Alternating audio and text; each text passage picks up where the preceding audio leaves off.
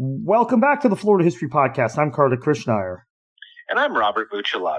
Robert, where we left off last week is General Charles Lee does not invade Florida, East Florida, in 1776, in the early months of 1776. And a furious George Washington recalls him in the middle of 1776. And I should mention Charles Lee would play a big role in events in November and December of 1776 up in New York, New Jersey, and Pennsylvania. Historians of that part of the country or American Revolutionary scholars to talk about.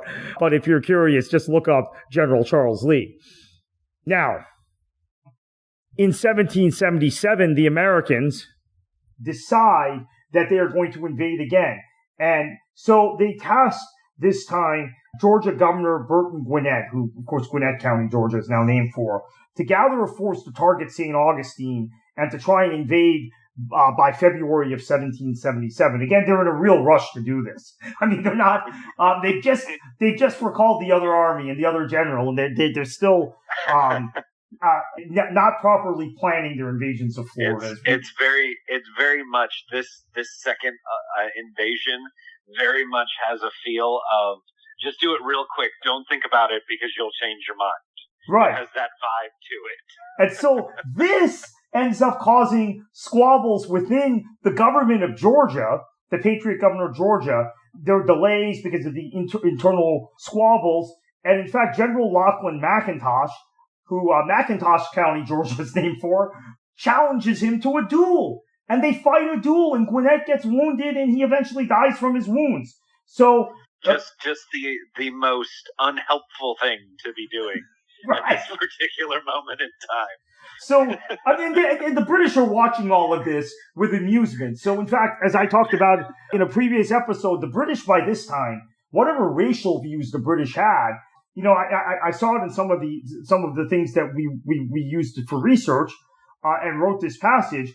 The elite British opinion had turned on the racial question, and they determined while they still found the natives, the Indians, the Native Americans, whatever you want to call them, quote, crude, unquote, and viewed them as their racial inferiors, they believed they were more loyal and more worthy of friendship than the Patriots, who by this time were considered uncouth rabble-rousers, incapable of any sort of loyalty or any sort of discipline.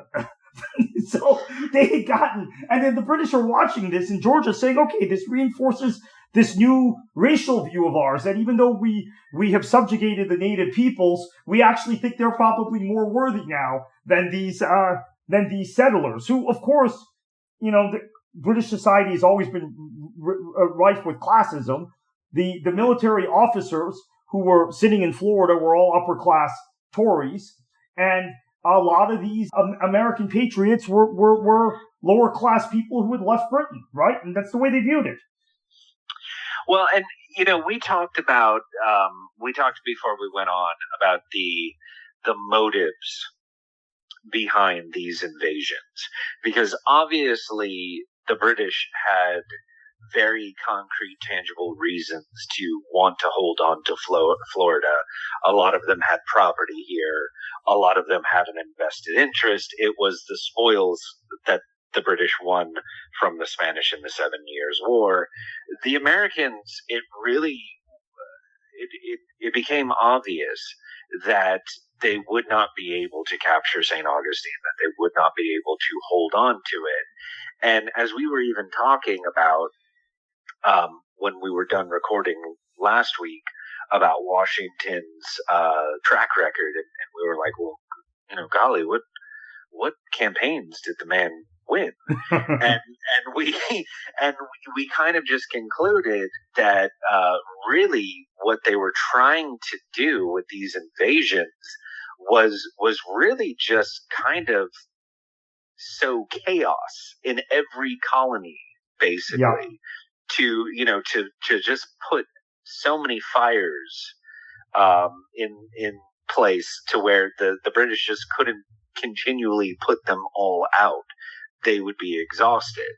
And especially when you have this entire year period, really, where Washington is evading capture and is evading a final conflict with the much better, larger, well-armed British expeditionary force that was sent to basically put him down and get him at the bargaining table to end this conflict.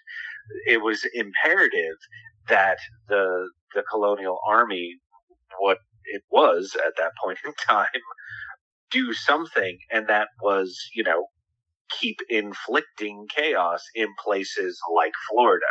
So basically, in our mind, our agreement was that they obviously knew with these three campaigns that they would never get St. Augustine unless it would be at the bargaining table. But in order to win this conflict, they had to get Britain's enemy, which was Spain and France, to come to their rescue. And in order to do that, they had to buy time. And in order to buy time, they had to do crazy things like invade Florida, invade Canada. Yep. After all these internal problems and the Gwinnett thing, Lieutenant Colonel Samuel Elbert is the new appointee by the Continental Army to lead the invasion of East Florida. It's right across the border in Florida. It's, as we all know now, the first thing in the state of Florida if you're coming by boat from Georgia or from points north.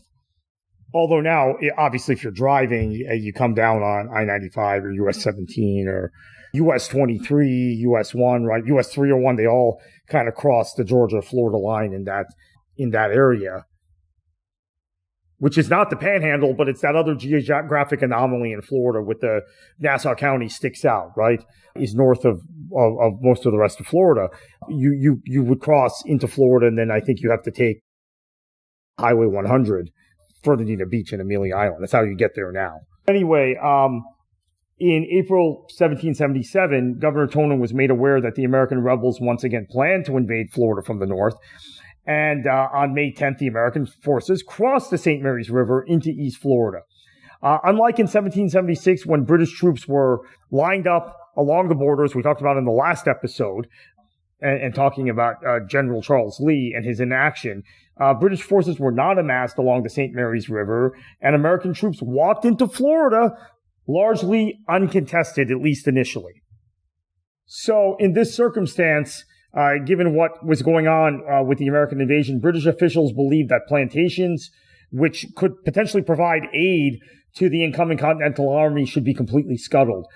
General Prevost, who was in charge of the defense of East Florida, recommended a scorched earth policy common in warfare at the time, right, as a result of the American invasion. And I should mention Prevost's son was actually a provost. It was also the name of our new pope, surname of our new pope. His son ended up becoming the great defender of Canada in the War of 1812 against the American invasion. We talked a lot in the last episode about the U.S. invasion, or the American Continental Army invasion of Quebec. In 1812 and 1813, there's another American invasion of Canada. Prevost's son learned some of the scorched earth tactics from his father's defense of East Florida, applies them to Canada, and defeats the Americans in those battles, and drives the American invader out of British Canada in 1813, and obviously they go on the offensive in 1814. So anyway, let's get back to this campaign.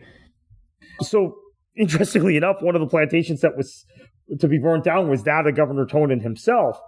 And Tonin, for all his previous missteps, we did a whole episode on that, was kind of heroic in this moment, right? He, from the British perspective.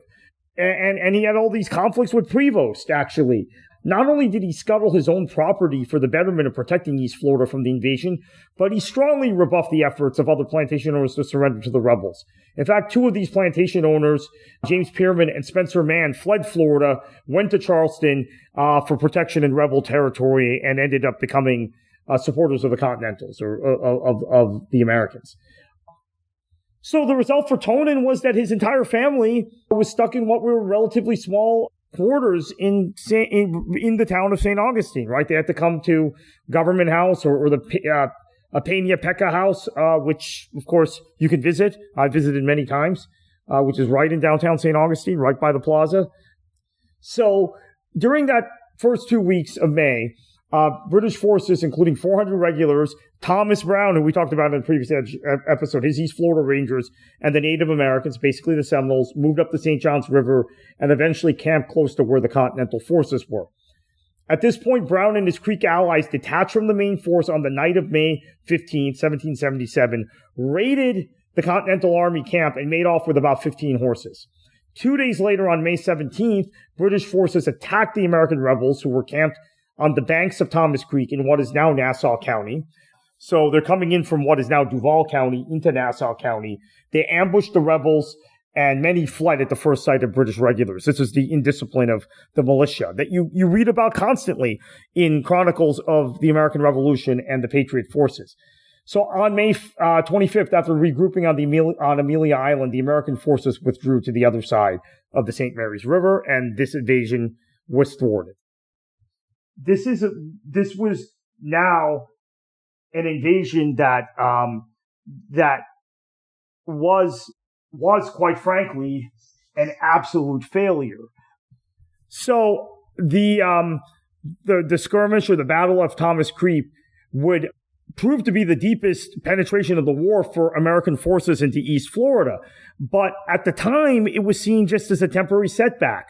Planning began again in earnest of the Continental Army for another invasion with better preparations, better provisions, better strategy perhaps, and maybe more disciplined soldiers.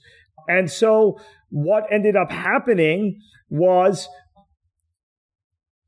the Americans were feeling like this was a temporary setback, and it was because of all of the drama before the campaign that we talked about earlier, and it had nothing to do with the actual lack of penetration and difficulty of actually invading East Florida. So the Americans are determined to go again, and we're going to pick up with that next week.